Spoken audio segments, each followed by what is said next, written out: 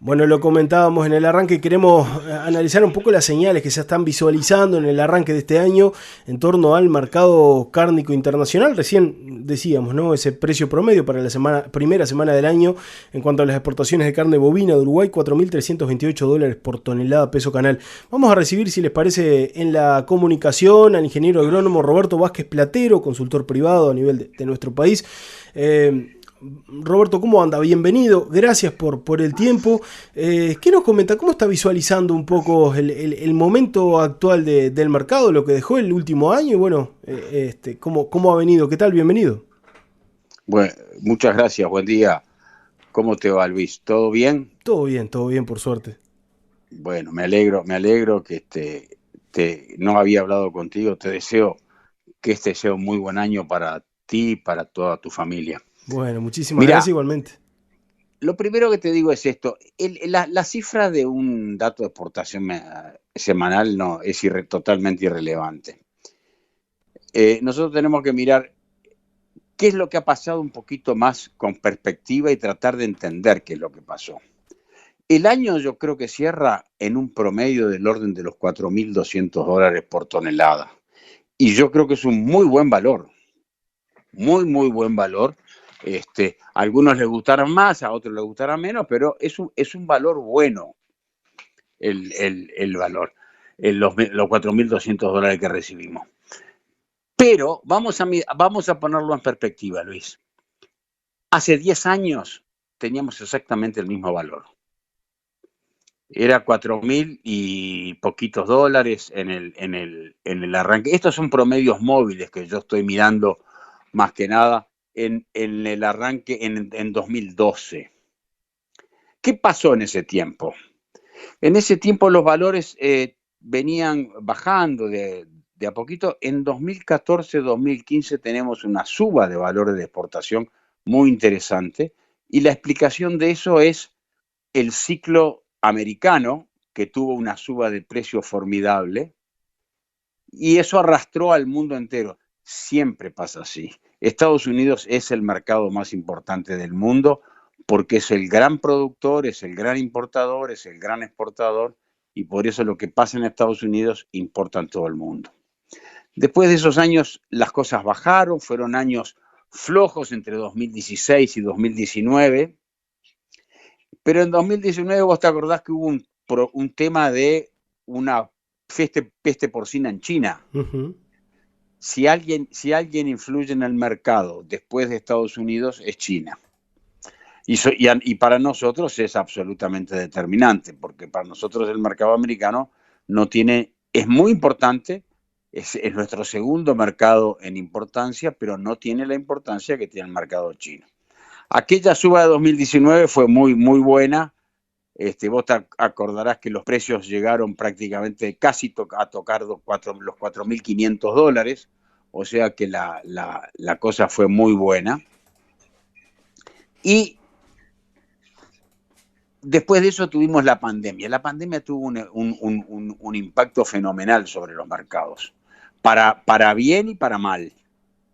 La pandemia hizo que en el 2020 hubiera una caída de los precios muy notable, que Uruguay llegó a rozar los $3.500, y después vino esa gran subida cuando el mundo dio vuelta a la página de la pandemia por la aparición de las vacunas 2021 y un 2022 fenomenal.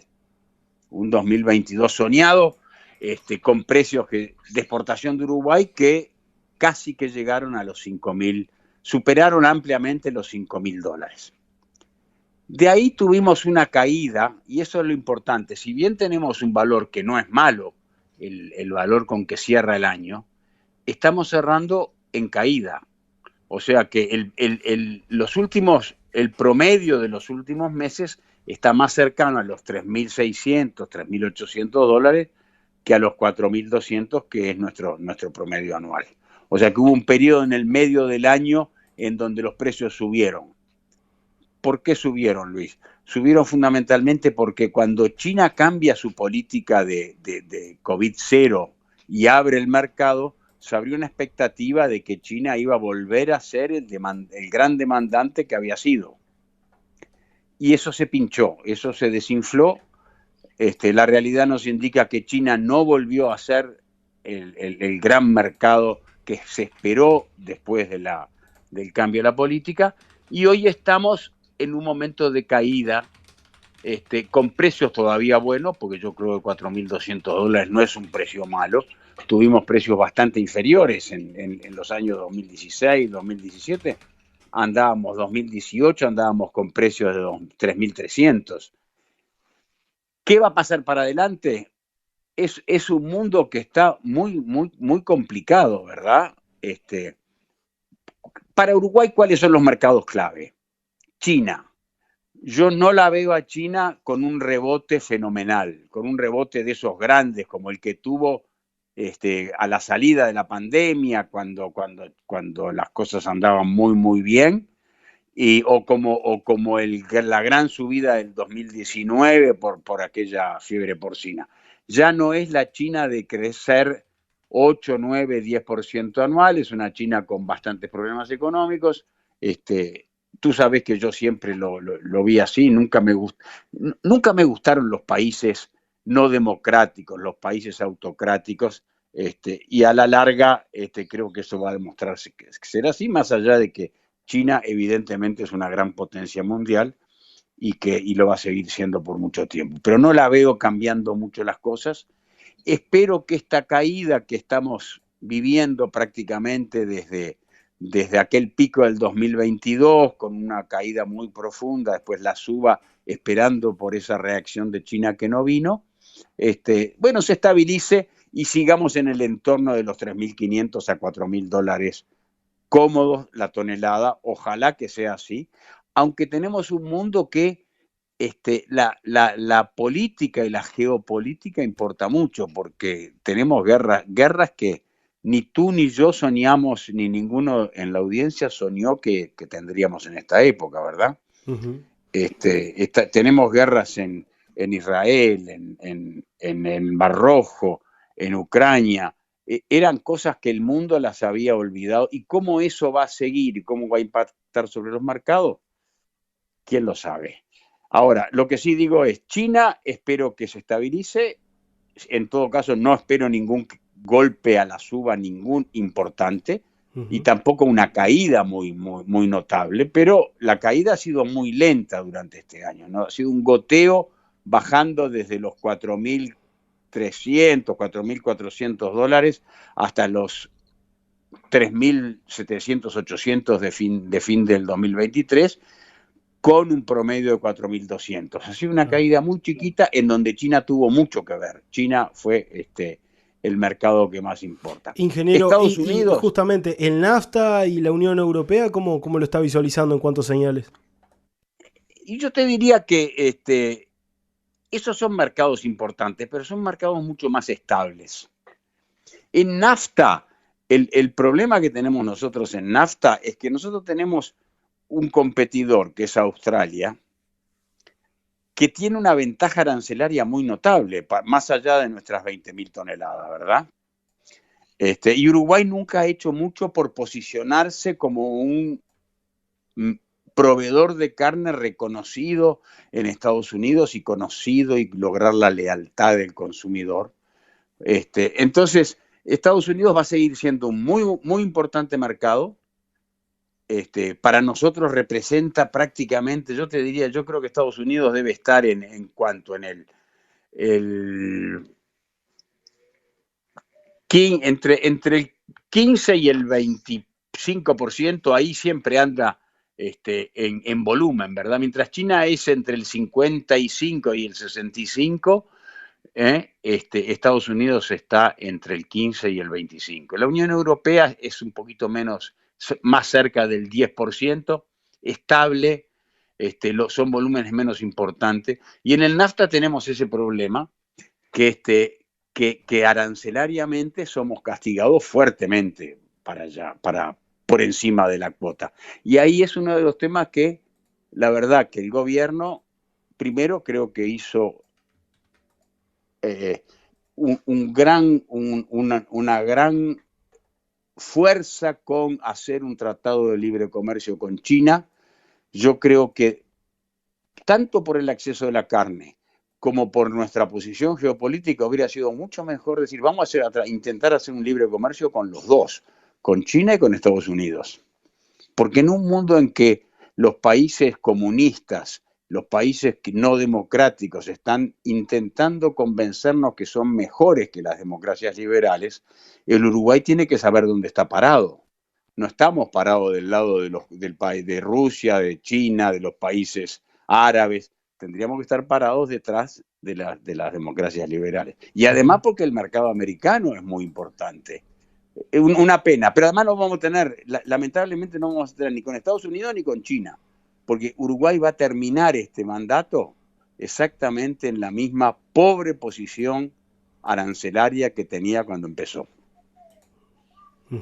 Ingeniero, y digamos, teniendo como base estos fundamentos, la situación en torno bueno, el acceso arancelario que usted decía recién, la situación de los mercados a nivel internacional, aquí en lo local mirábamos un novillo gordo que, bueno, luego de varias semanas de recuperación, firmeza, ha llegado en su punta, digamos, en la puntera, el novillo especial de exportación en la tabla de consignatarios para la última semana, subió 8 centavos y trepó allí a los $3 con 40 a la carne. ¿Cómo está visualizando un poco este valor? Miramos también un valor agregado industrial, un margen industrial que cerró el 2023, un promedio allí en el eje de los $356. ¿Cómo está visualizando un poco el número? ¿Cuán sustentable es o cómo lo está visualizando a estos valores en cuanto al mercado en lo local? Si hay margen para seguir creciendo, ¿cómo lo analiza? Mira, es un tema de oferta y demanda. Los frigoríficos, acá es bueno hablar de una cosa que está en discusión, que es el tema de esta famosa compra de Minerva de las 3 plantas que están dándole vuelta. Lo que forma el precio en Uruguay fundamentalmente es la compra de ganado. Vamos a no darle vuelta. Yo he oído comentarios, incluso la propia comisión esta que está analizando las cosas habla de la exportación de ganado en pie. La exportación de ganado en pie es muy importante, pero cuando yo miro la extracción en Uruguay, cuando digo extracción faena y exportación de ganado en pie, en promedio la exportación de ganado en pie ocupa menos del 10%. Entonces, lo que forma el precio de la hacienda en Uruguay son los frigoríficos. ¿Y los frigoríficos qué tenemos que hacer? Tenemos que tener, es lo que yo te voy a decir, lo que yo creo, Luis. Los frigoríficos nunca van a pagar más caro un kilo de novillo si consiguen lo que necesitan a un determinado precio. Es lo que tú haces en cualquier caso, ¿verdad? Todos pagamos, si conseguimos lo que queremos, nunca vamos a pagar más del precio que estamos ofreciendo. Entonces, en Uruguay tenemos que ser conscientes de eso. Los frigoríficos no regalan nada, siempre van a pagar lo menos que puedan. ¿Qué es lo que les hace pagar más? Es cuando no empiezan a conseguir lo que necesitan, o sea, cuando hay otro frigorífico que le está llevando el ganado y que ellos no están consiguiendo los volúmenes que necesitan y que para atender su negocio, entonces empiezan a subir los precios. Eso es competencia. Y la competencia hay que defenderla. Se pueden juntar los frigoríficos y decidir, bueno, vamos a pagar el ganado $3.20 y no subir de eso. Sabemos que no es así, dijo, porque tantas veces ha subido a valores impensados, ¿verdad? ¿Qué es lo que los hace que suban la existencia de la competencia? Ahora, si esa competencia no existe, si la debilitamos, si tenemos a alguien que tiene la mitad de la faena, ese frigorífico no precisa juntarse con ningún otro para bajar el precio caro, lo baja él. Y lo malo de eso es que le va a terminar vendiendo no solo la exportación, sino a los uruguayos a precios que van a ser la mejor ecuación para su propia empresa. Por eso que yo creo que la competencia es la única manera de hacer que los frigoríficos paguen por el ganado lo que el ganado tiene que valer. Y el precio del ganado va a estar en función del precio de exportación, del precio interno y de que alimentemos a que estén compitiendo realmente. Que no permitamos que uno solo o pocos se junten, ¿verdad? Y decidan cuál tiene que ser el precio del ganado. O sea que mirando para adelante, yo espero que sí, tendría que haber espacio, tendría que seguir subiendo, no va a llegar a los valores del ganado que tuvimos en otros momentos, porque el mercado internacional no lo está defendiendo y porque creo que la economía uruguaya tampoco ha hecho, podemos pensar que vaya a crecer fantásticamente en los próximos años. Basta oír o leer las columnas de muchos economistas que son economistas cercanos al gobierno para decirnos que el futuro de nuestra economía no es muy sólido. Y bueno, entonces ninguno de los dos mercados va a justificarlo, pero por lo menos asegurémonos que compitan y que paguen todo lo que tienen que pagar en un régimen de competencia. Claro. Ingeniero Roberto Vázquez Platero, consultor privado, un gusto como siempre, muchísimas gracias por el tiempo y bueno, estamos en contacto. Lo mismo digo, que tengas un buen año y un buen año para todos por ahí. Muchas gracias igualmente. Chau, chau.